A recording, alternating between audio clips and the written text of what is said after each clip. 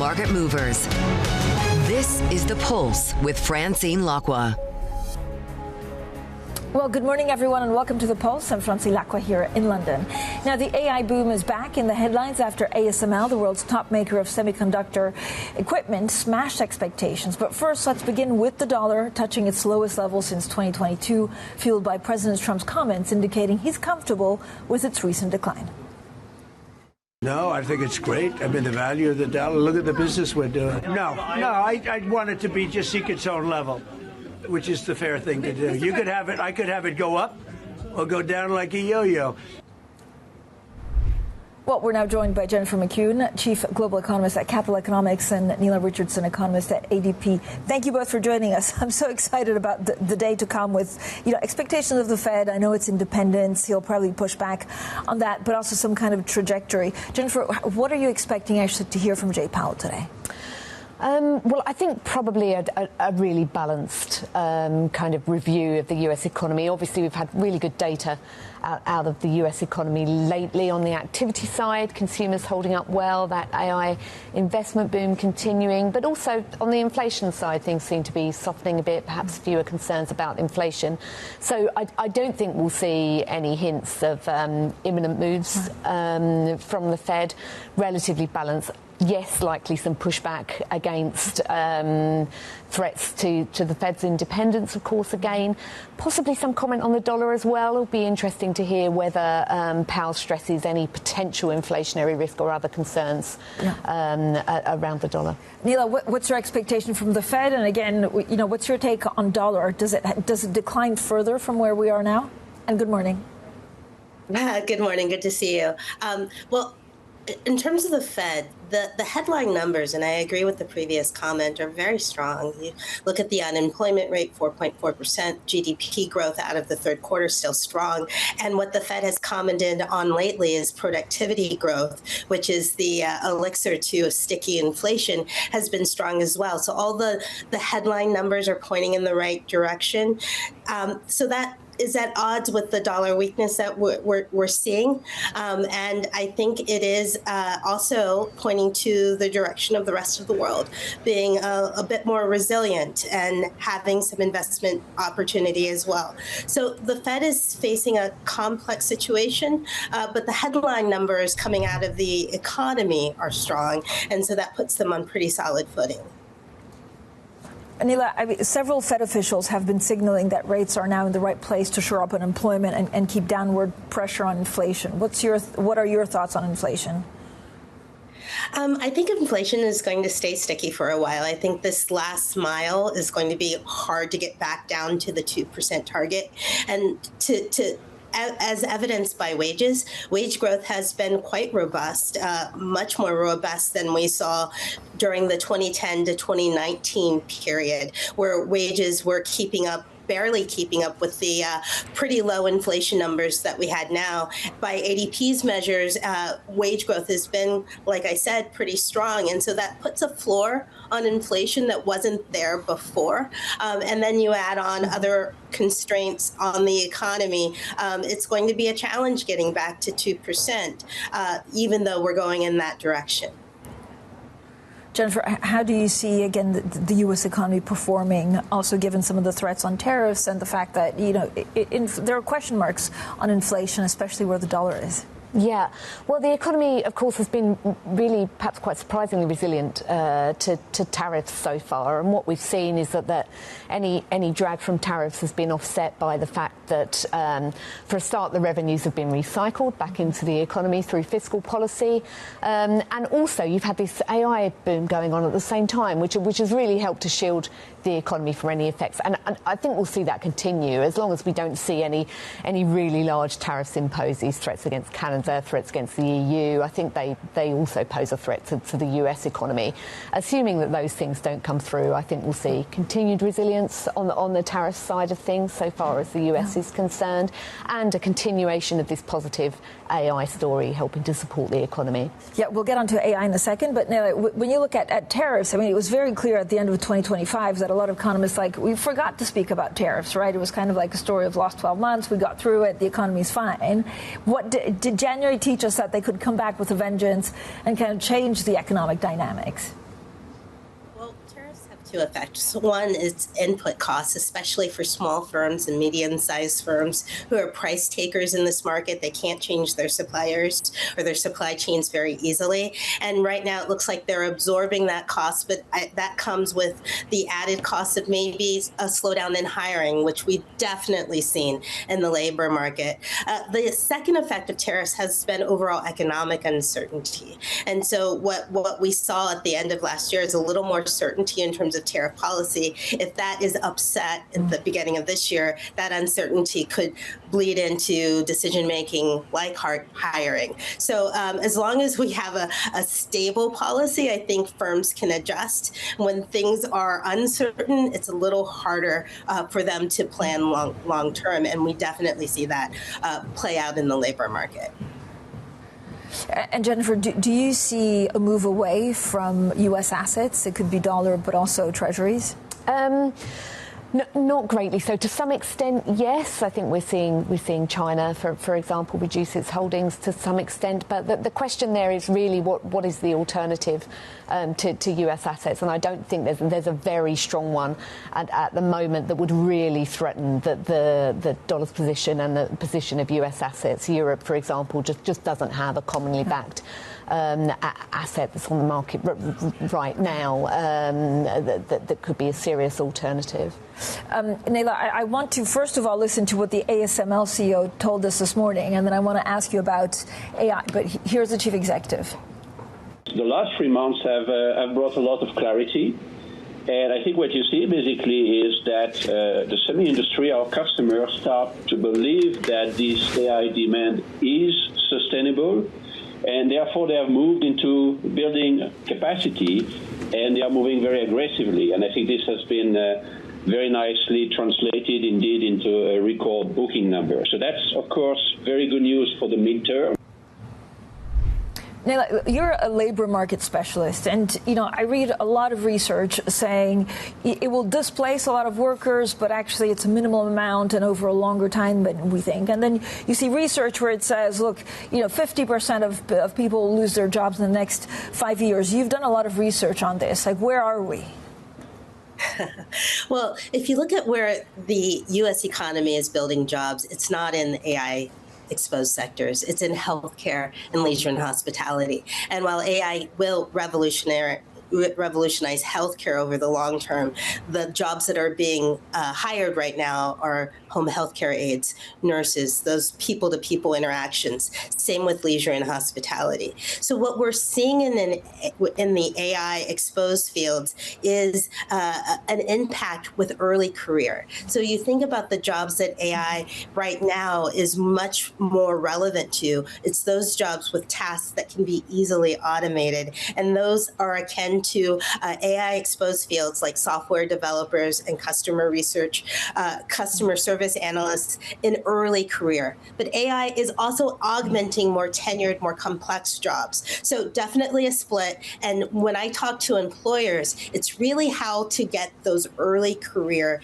young people engaged at a time when AI may be actually changing those roles quite significantly. I mean, you've done an ADP People at Work workforce sentiment, and I was struck by the fact that 85% of workers anticipate AI will affect their job within a few years. I mean, you feel it around you, right? A lot of people ask you, what should my kids study at university? A lot of people say, will my job exist in 3 to 4 years? Does it mean that they're also retraining, or is it going to be problematic for the U.S. in 4 years? That is the biggest question I get. What should my kid be doing? I always say, if you can go into HVAC, plumbing, or electrician, you're in pretty good stead. But in reality, not everyone is going to do that. And what will be different about our jobs is not our jobs themselves, but our tasks.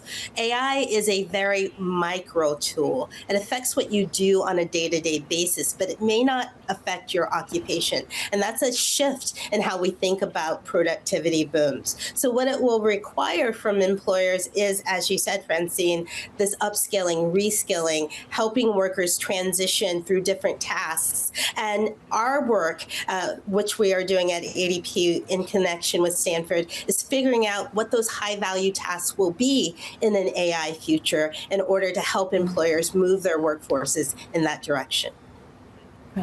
And Jennifer, it's amazing. I mean, I was in Davos speaking to the WTO head actually only last week, and she was saying, I mean, the numbers around trade that is really data centers being shipped around is incredible. So how much is AI supporting our economy now? It really is, and that's definitely a counterpoint to what we're seeing in the labour market, where yes, we're seeing some dislocation, we've seen some job losses, particularly in IT. But on the other hand, it's really boosting demand, it's boosting trade, not just in the US, but in kind of Asian economies that are getting a really significant boost from this AI trade. So long as we're seeing AI boost demand, so long as that continues to happen, it's leading to improvements in productivity too, which might allow lower interest rates in future because of the downward influence on inflation.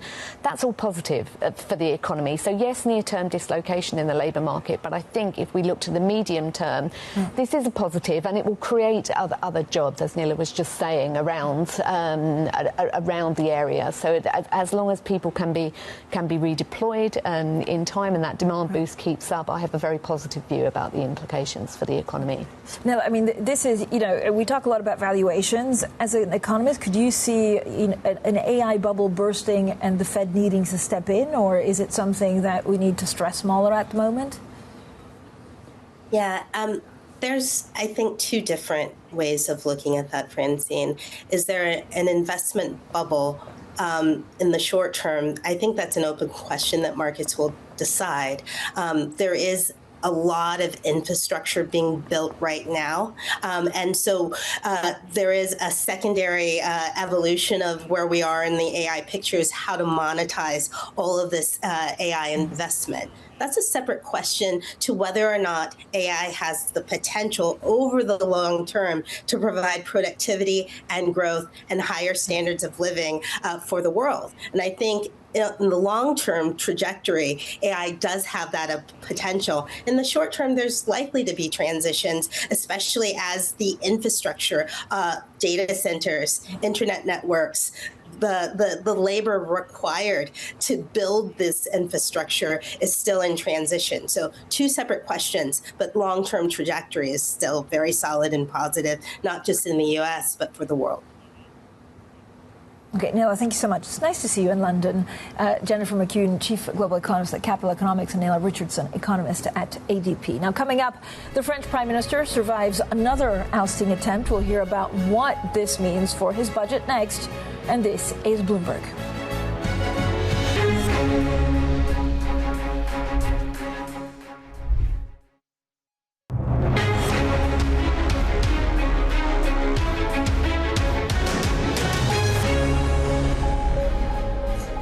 Well, France is on track to deliver a budget next month after the Prime Minister, Sébastien Lecornu, survived another confidence vote. Well, earlier, the French Finance Minister, Roland Lescure, spoke exclusively to Lizzie about what he believes that outcome means for the budget deficit.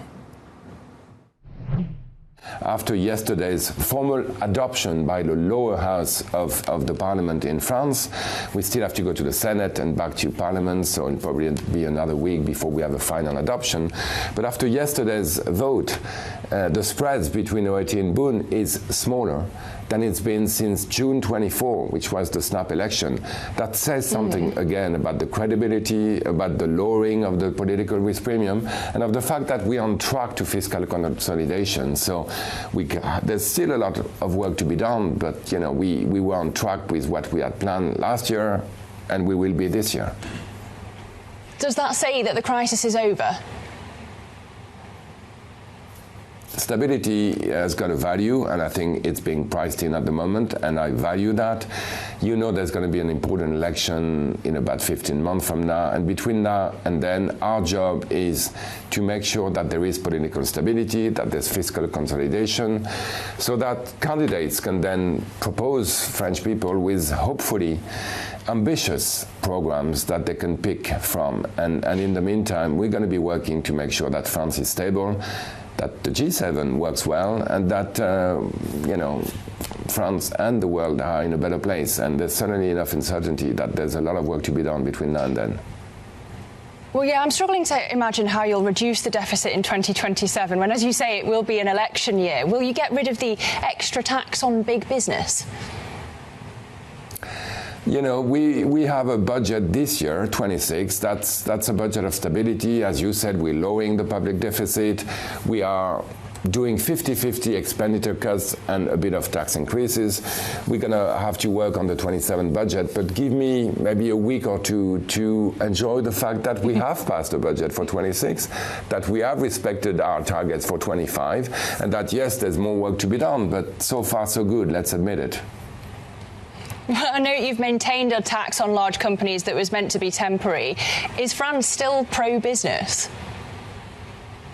It is, and I'm here hopefully to convince your auditors that we still are. We've been the most attractive place in Europe for the past 7 years.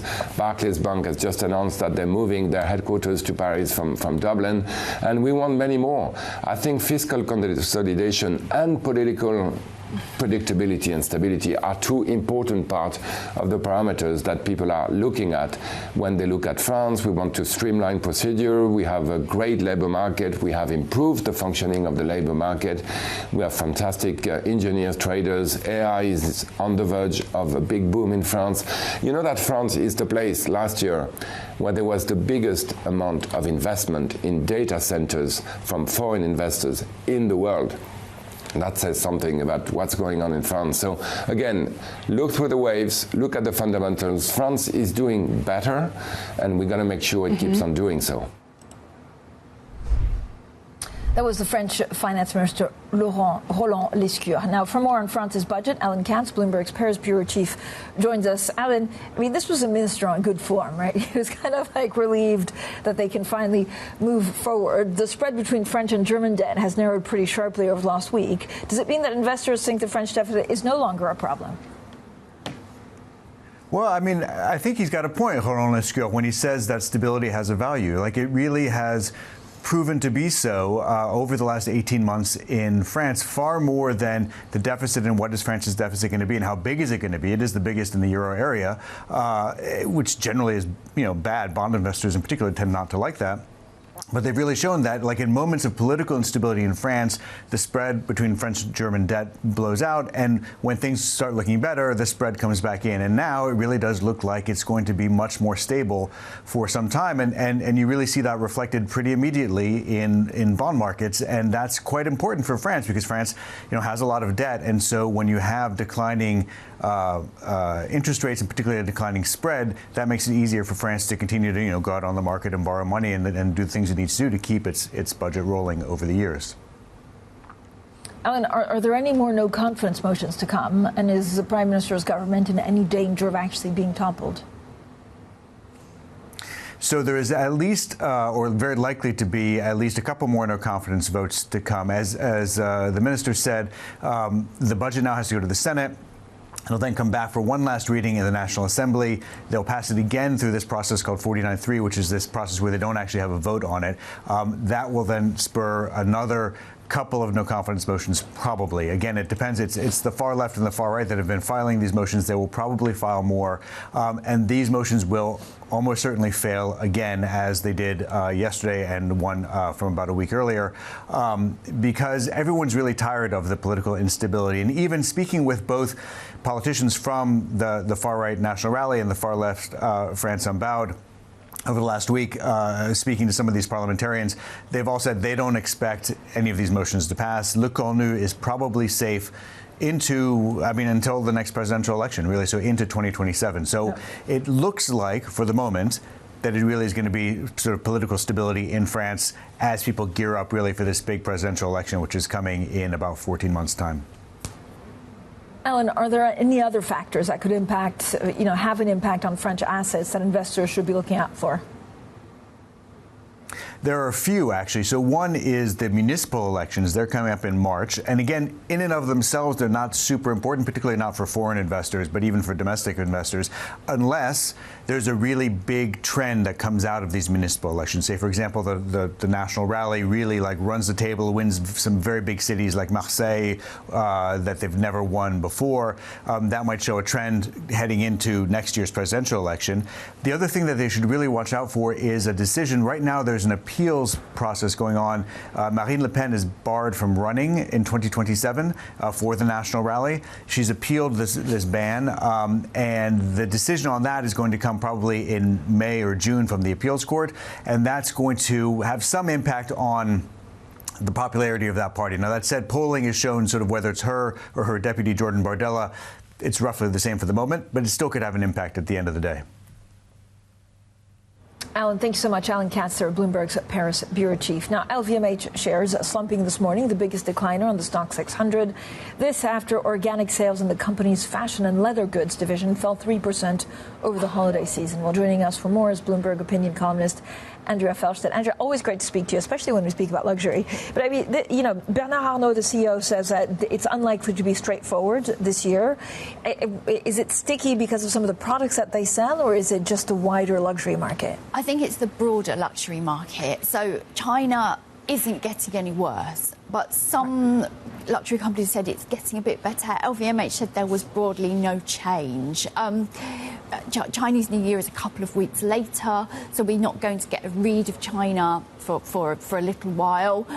The US has been doing very well, but it does compare with a year ago when we had this sort of big boom after the US election. There was like a mini luxury boom. It all came to an end in April, but the US is comparing against that. But the fundamentals for US luxury are pretty good as long as stock markets keep on their upward tear. So what are the companies, Andrea, that have been a little bit more resilient? I know Richemont, that owns Cartier, has been doing pretty good. Is there anything else that we should be looking out for? It's really jewellery that is doing very well. We've got all the new designers that are coming in at the moment. And there's loads of them. It's musical sewing machines. They've all arrived, and their products are coming into stores now. So we're not going to get the impact. There might have been a little impact in this quarter as consumers came in and said, oh, is Jonathan Anderson's product to Dior in yet? And they said, oh, no, but, look at this handbag instead. So they might, but the real impact, it could be like another year before we really understand who's working. And inevitably, some of them aren't going to work. So that's a little bit more uncertainty. Who are you most excited about? Michael Ryder at Celine, that's my top. I really like what he's doing. Came from Ralph Lauren. His clothes are very wearable. Obviously, lots of excitement about Jonathan Anderson. But for me, Celine is the one to watch. Oh, so exciting. Thank you so much, Bloomberg opinion columnist Andrea Felstedt. Now, coming up, the UK Prime Minister is expected to arrive in Beijing very shortly. We'll discuss whether he can broaden trade ties with China without angering President Donald Trump. Yesterday, he was in a good mood. I think he was also wearing aviators to poke a little bit of fun at President Macron of France. We'll have a full roundup of what the China trip means, and then, of course, it's Fed Day. The Fed widely expected to hold interest rates steady this week after 3 consecutive cuts. Again, if you look at several Fed officials, they've signaled that rates are now in the right place to both shore up employment but also keep downward pressure on inflation. We'll have plenty more markets next, and this is Bloomberg.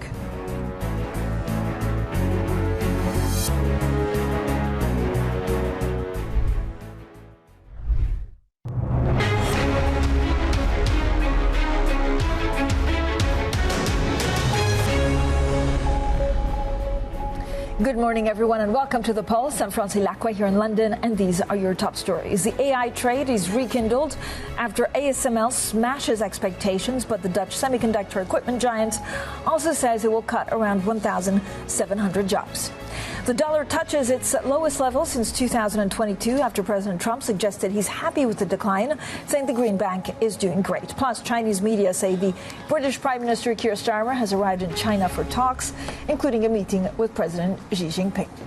So there appears to be a growing concern among senior ECB officials about the strength of the euro with the dollar under pressure.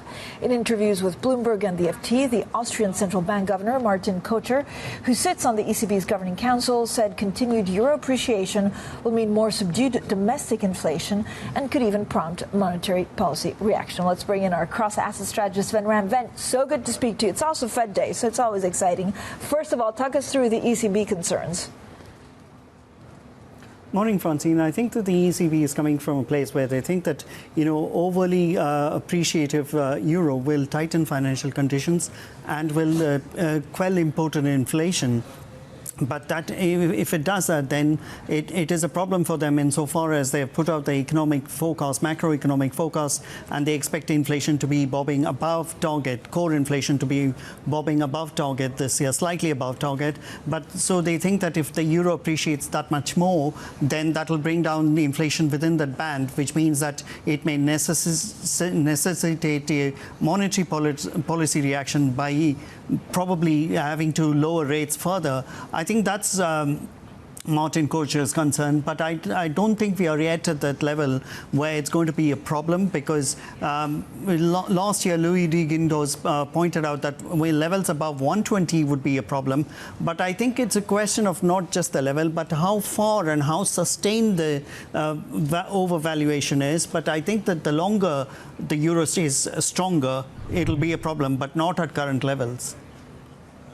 And at the same time, President Trump has shrugged off questions about a weaker dollar value, but complained about China and Japan's currencies. Yeah, absolutely. I mean, it all looks like, Francine, a beggar thy neighbor monetary policy, because the U.S. doesn't definitely want a stronger dollar from what Trump said last night. And the ECB officials' concerns also point to the fact that they don't want a stronger currency either.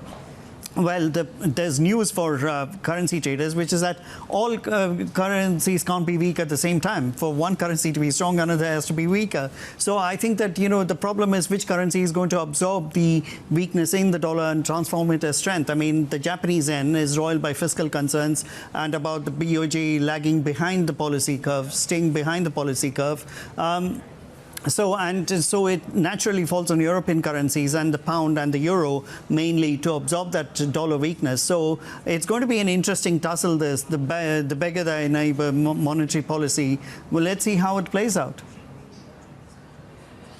Ven, thank you so much. Bloomberg cross-asset strategist Sven Ram.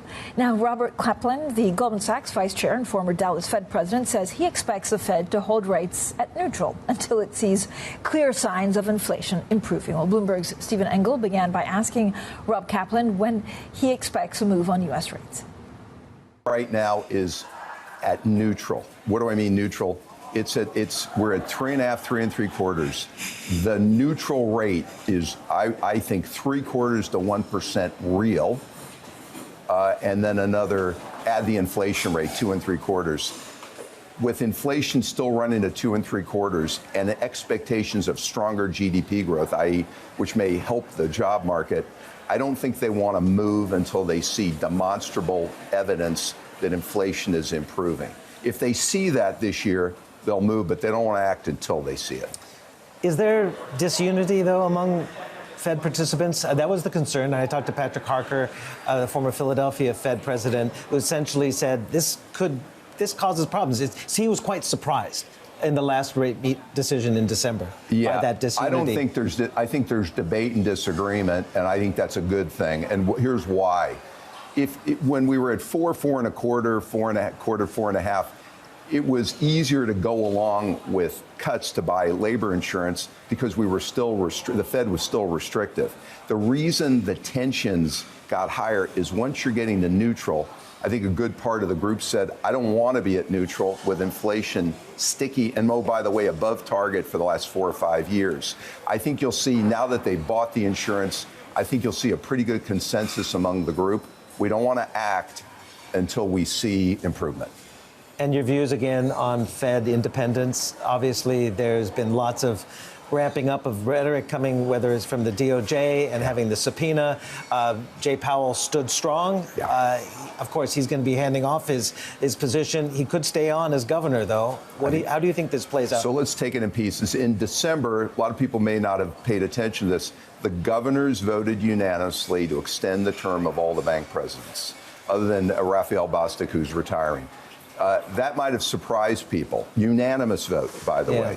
Okay, so I think there's more likelihood there'll be stability among the presidents. Then, if the Supreme Court does not allow action on Lisa Cook, you've got 4 seats with Jay Powell's the one that's up for grabs. I think he's likely, I would have thought, not to stay on.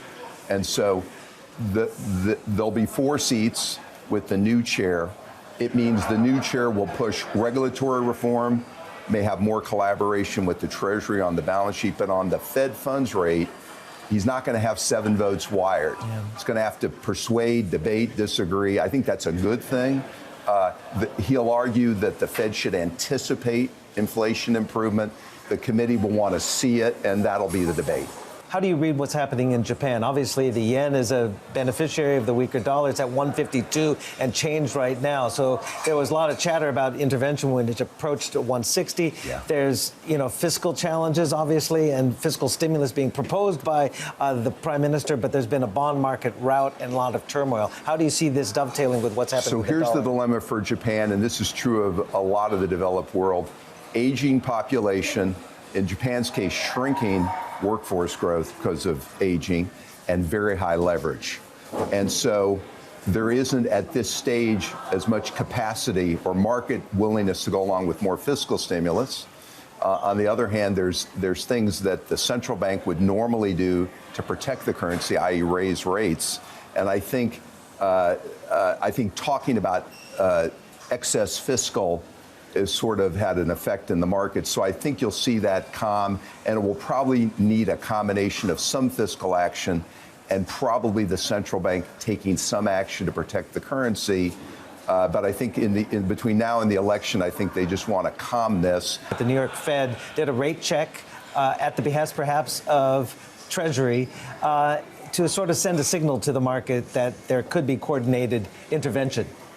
So obviously, I've seen the same reports. I think it's in the U.S.'s interest that you don't see the back end of the Japanese bond curve move up, because it will affect the back end of the U.S. Treasury curve.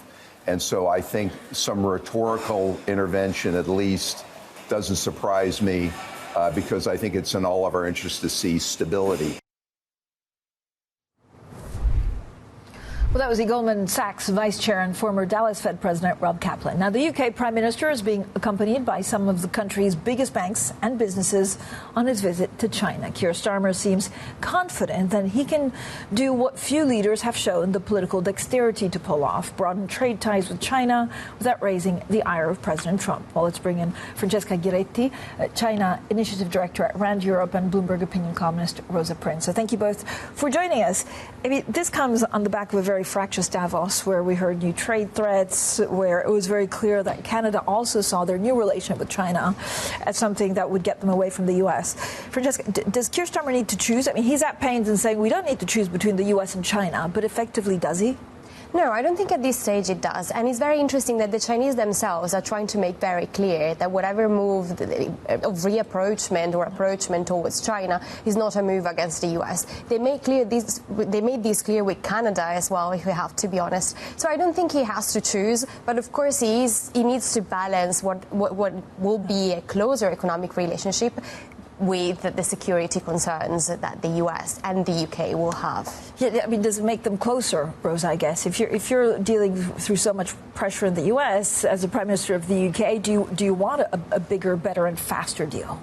Yeah, I mean, look, if there's a choice between China and the US, the UK is always going to cleave towards the US. But I think Keir Starmer definitely sees opportunities there in China. As he said, he doesn't feel he needs to choose between the two.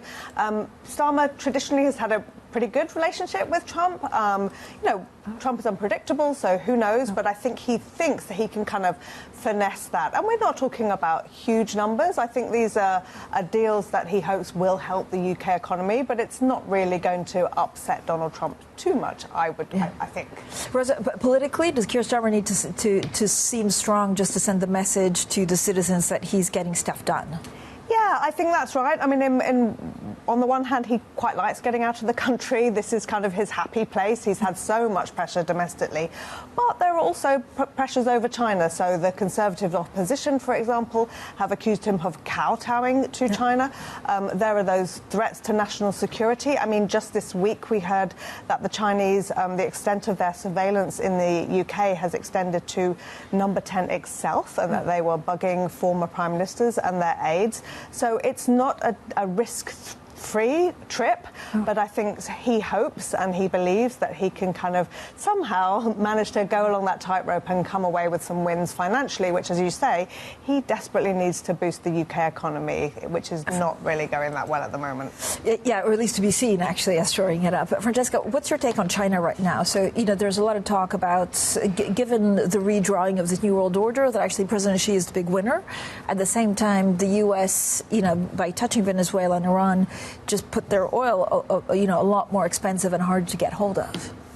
So China's priority number one is its internal stability and economic growth, right? And that has always been the case and remains the case. What is interesting about 2026, I think, is that China's priority number two is stabilization in the relationship with the United States. And that is why you see, even though the Ministry of Commerce has announced, trade and investment deals for Keir Starmer, which is quite a one-off compared to how previous visits with European leaders went, at the same time, it is making sure that this doesn't appear as a visit to which is against the United States. So priority number two for 2026 is going to be to stabilize the relationship with the United States while keep diversifying his relationship and his exit markets for his exports.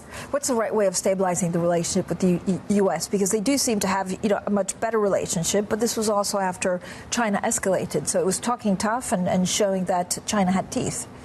That is definitely one part of the story, and they've used it very well in 2025.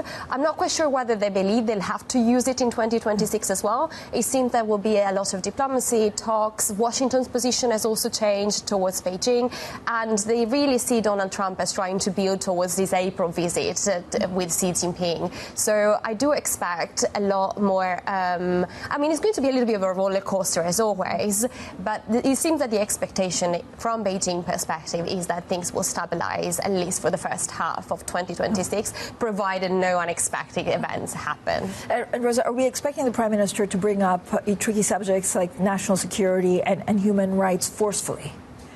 Forcefully is the key word there. I think that he will have to mention, for example, the human rights activist Jimmy Lai, who is currently imprisoned in Hong Kong.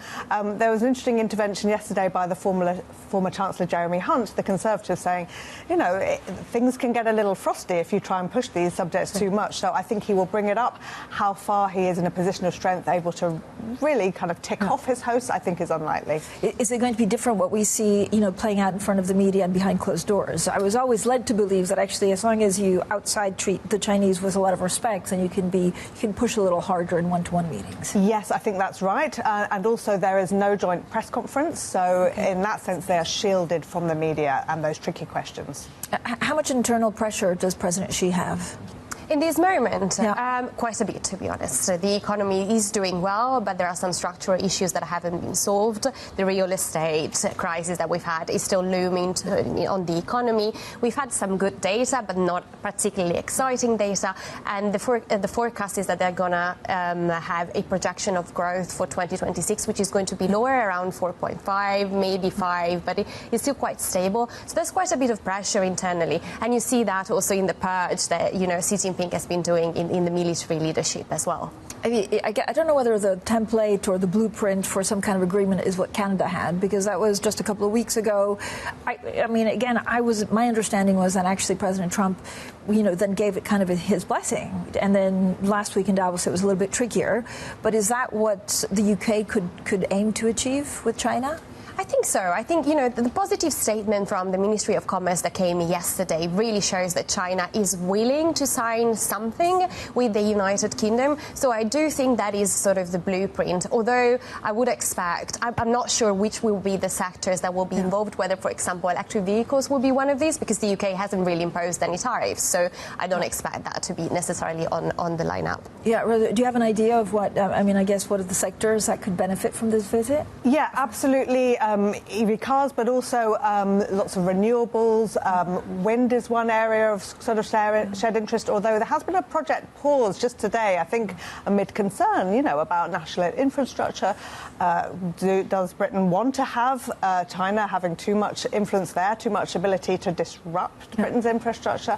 And even academia and the arts. There's a representative from the Royal Shakespeare Company along for the ride. So, yeah, really broad range. And, of course, financial services is another area where Britain's been particularly strong, and I think China would be interested in getting involved. I mean, it was only last week that the UK actually, approved China's plan for a massive embassy in London, but that wasn't without controversy. Yeah, again, lots of controversy. It's a huge site. It's a site of historic interest right across the street from the Tower of London.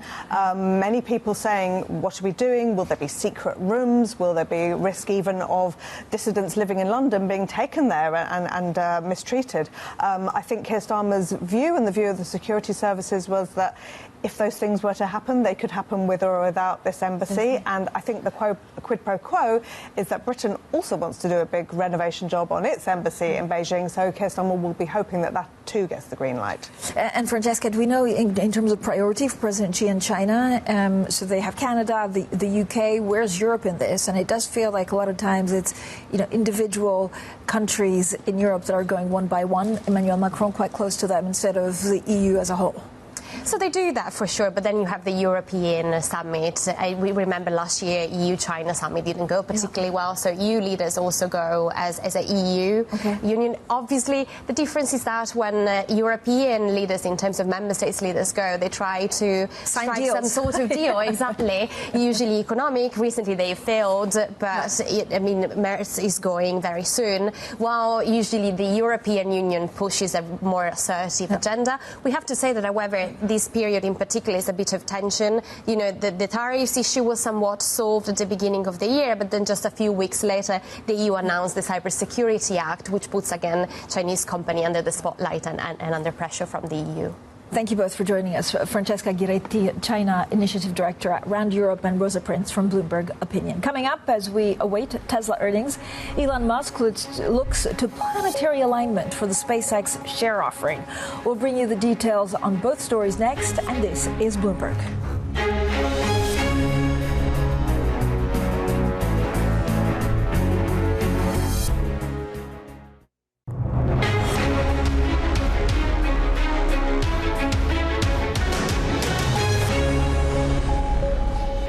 The conversations that matter, the insights you need. This is The Pulse, and I'm Francine Lacqua here in London. Now, the AI trade has received a big vote of confidence from ASML after the Dutch semiconductor equipment maker reported record bookings for the fourth quarter and a new share buyback program. Earlier, the company's chief executive spoke to Bloomberg's Tom McKenzie, who joins us now. So, Tom, thank you for joining us. What are the key takeaways on earnings that the chief executive expanded on? Yeah, absolutely. So, look, again, to your point, a record quarter in the fourth quarter. The numbers coming in terms of the sales numbers in that quarter, double the estimates. So close to $16 billion just in the fourth quarter. Again, close to double what had been estimated. There's a share buyback that's been announced. There's some job cuts that are being announced as well. But the key part of this story, I think, is what they're seeing in terms of sustainability of the AI capex spend, because, of course, this company benefits from the spend coming through from the hyperscalers. That means there's increased capex from the likes of TSMC, the foundries who actually churn out these chips. And ASML CEO telling us he does see, at least in the short to medium term, more sustainability on that front. He's got growing confidence in the AI theme, and ASML are profiting from that And for now, there's no signs that's going to slow down. There's the upstream, there's the downstream. This is the upstream part of the business when it comes to AI. The downstream is the software, and we're going to get some examples of that with Mag 7 reporting later today. So they're also cutting 1,700 jobs, but this is because it's deemed too bureaucratic or too complex. It doesn't really go to the heart of what they do, right? Yeah, so both the CFO and the CEO have been talking about this. They said that they've had feedback internally and from their own customers. They need a company that can react more quickly, that is more agile, to your point. So they are trimming headcount by 1,700 positions, largely in the Netherlands and in the US. That's about 4% of their workforce. Just going back to the earnings and the outlooks, they've raised their guidance, their forward guidance, to the top end of about 39 billion euros by the end of this year. JP Morgan says they could actually beat that. 2027, according to JP Morgan analysts, looking very healthy for ASML.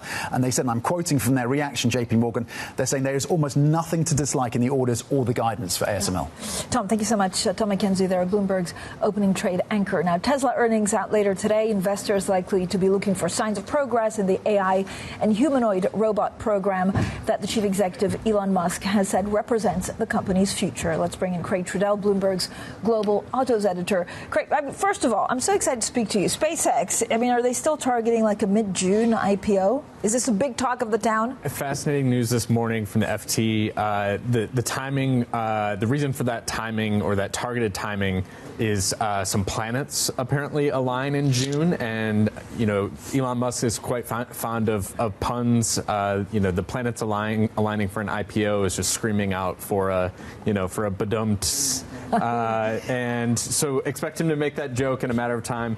But yes, with Tesla, things are a little bit less cheerful. I think this is a company that is seeing sales moving in the wrong direction. Its core business not doing well.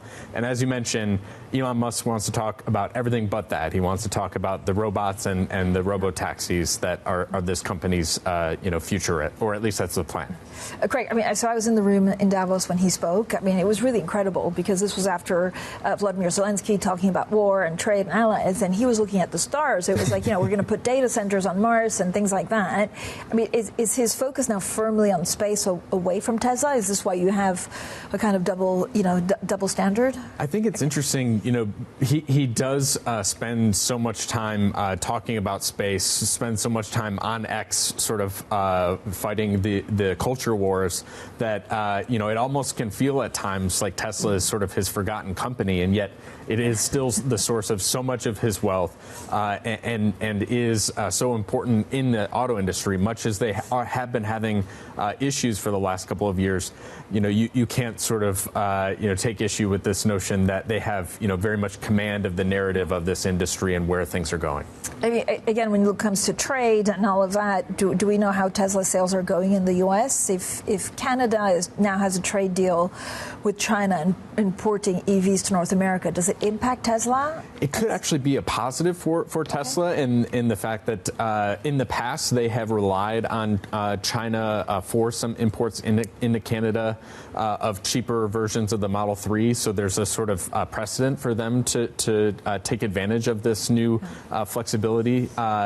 It's unclear whether they will take advantage of that. And I think there's some risk there in that the Trump administration clearly, has decided it's not fond of Carney's trade deal with China. And so if you try and take advantage of that, do you risk getting sort of crossed with the Trump administration, which, Musk has had his ups and downs with them as well. So great. In Davos, we tried to doorstep Elon Musk. He went through many lengths to avoid the press. He even walked into a kitchen, actually, a working kitchen, to get away from us. Are you expecting him to be more media friendly as the IPO, date gets nearer? I think just going off of a few months ago when he was getting his, $1 trillion pay package, suddenly, at least he and I would say Tesla's board were very much out front and out in the open talking with the media that, Musk has sort of been scornful of the last few years. So maybe that will change when he wants to get his story out about this company coming public finally. It's an open invitation, 9 a.m. He can come anytime. Craig, thank you so much. Craig Trudell Citadel there. Our global autos are now with the side dish, I would say, of SpaceX. This is a picture for markets. It's all about the tech trade actually being revived by ASML. The other big story is, of course, the Fed that we'll watch very closely today. Look, tech stocks are driving equities higher for a second day. Investors really looking ahead to the mega cap earnings, but then look out for the Fed's interest rate decision. Investors expect the Fed pretty much to remain on hold and price in about 225 basis point cuts for 2026. Up next, it's Bloomberg Brief, and this is Bloomberg.